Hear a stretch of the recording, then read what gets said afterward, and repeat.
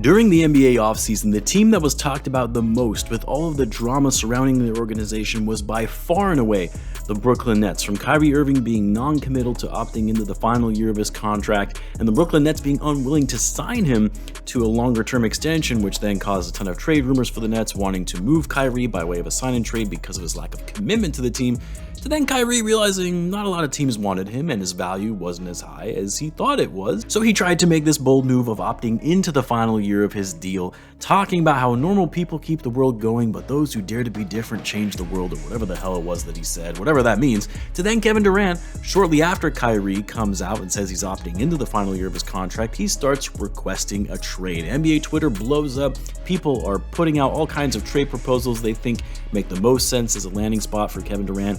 And as the offseason wore on and Kevin Durant wasn't getting what he wanted in a trade, he then takes it up a notch and gives ownership an ultimatum.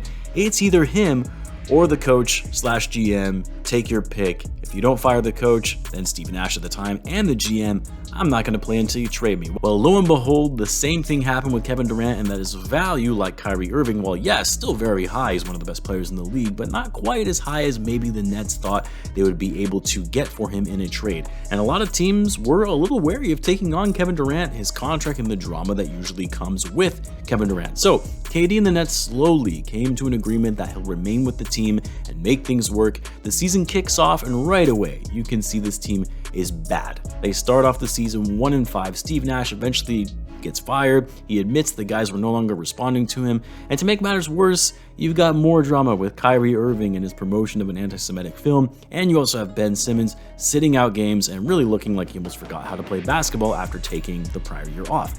And then suddenly, something switched for the Brooklyn Nets. The Kyrie drama fizzled, Kevin Durant got back to playing his best basketball, and Ben Simmons started looking better as well. And what was once a 9-11 team coming out of Thanksgiving has quickly turned into a 20-12 record, having won 11 of their last 12 games and currently the hottest team in the NBA. So what happened? How did they turn things around?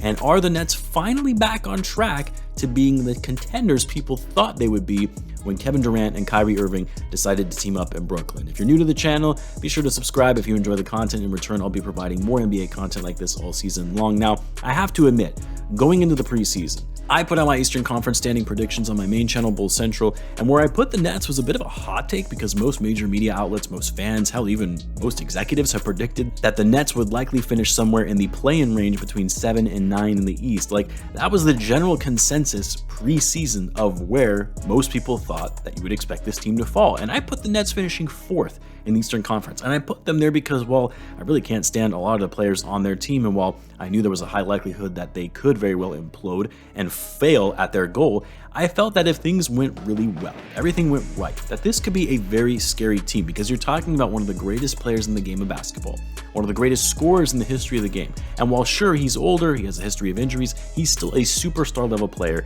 and a future Hall of Famer. And that's obviously Kevin Durant. Kyrie Irving, say what you will about his off-court drama. In my view, he doesn't seem as committed to the game as others are in the NBA, but when he is available and with the right mindset that, yeah, I want to win another title, he's also one of the best players in the league, one of the best ball handlers we have seen over the course of generations of basketball. And then don't forget about Ben Simmons. I know it's easy to say the dude is trash because he can't shoot whatsoever in a league that is so heavily dependent on outside shooting and floor spacing. And while yes, he has become a liability in the postseason in late game situations because he can't hit free throws, yes, Ben Simmons is a flawed star. There is no question about that. And he likely never will be an all-star again. I could be wrong, the guy is only 26, but I think Simmons is probably going down the route of being more of a high-level role player as his career progresses. But you know what he's really great at, and something the Nets desperately needed?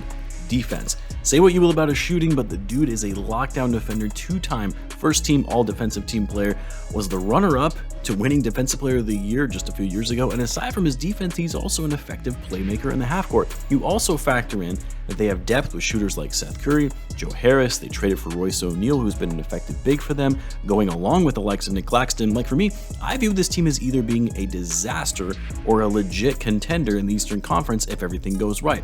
And lo and behold, right away to start the season, it looked like they were going to go the former route and being a disaster with how they were performing at the start of the year. The drama that ensued around Kyrie Irving, which caused him to be suspended for a period of time, to Ben Simmons looking, like I said before, he forgot to play basketball and sitting out games as well due to injuries. It looked like this team was bound to be going to the lottery or a play-in team at best. But then, after the Nets fired Steve Nash and hired their interim coach Jacques Vaughn, they have legitimately looked like a contender in the Eastern Conference. I know some might scoff at that, but get this, since the firing of Steve Nash, the Nets are 18-7. As I mentioned, they've won 11 of their last 12. And during that time frame, they went from being in the bottom 20 in the league on both offense and defense to now an offensive rating ranked 7th in the NBA, 4th best since Jacques Vaughn took over, and more surprisingly, their defense has drastically improved, going from being in the bottom 5 in the NBA in defensive rating to now 12th, and a net rating ranked 9th in the NBA. The biggest knock on the Nets before has always been their defense, but they're actually one of the best rim protecting teams in the league thanks to guys like Nick Claxton and Royce O'Neal. They lead the league in blocks per game as a team. They lead the league in 2-point field goal percentage allowed to their opponent, as well as points allowed in the paint to their opponent. And on offense, they started becoming much more efficient from 3, climbing up to 3rd in the league in 3-point percentage. They don't take as many threes, they're actually 25th in the league in attempts per game, but they become much more efficient shooting it from outside. As a whole, the Nets are playing much better team basketball. The guys actually look connected out there and finally are on the same page. Communication-wise, they are talking more on the court, and Kevin Durant has really shown up as a strong leader on this team. You know, from going to, I don't want to play for this franchise, I don't like the direction they're taking, I don't like the coach, I don't like the GM, I want out, to now playing out of his mind, putting up over 30 points per game on insane efficiency, 56% shooting on over 19 attempts per game on the highest player efficiency rating he's had since his first year in Golden State, which he's 6th in the league currently. Despite his high usage, he's 3rd in the league in terms of fewest turnovers, 4th in the league in terms of win shares, 9th in the league in box plus minus. I mean, the dude, like I said, has been playing out of his mind, completely locked in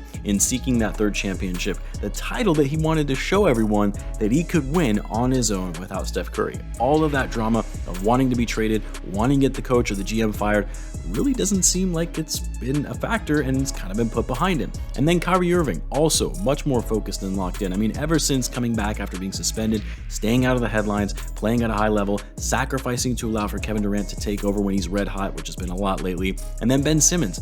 I'm not saying Ben Simmons is back to what he used to be or what we used to see from him when he was with the Sixers. Far from it. But he sure as hell has been much better than where he started this season, where you thought this guy might not even last beyond this season in the NBA.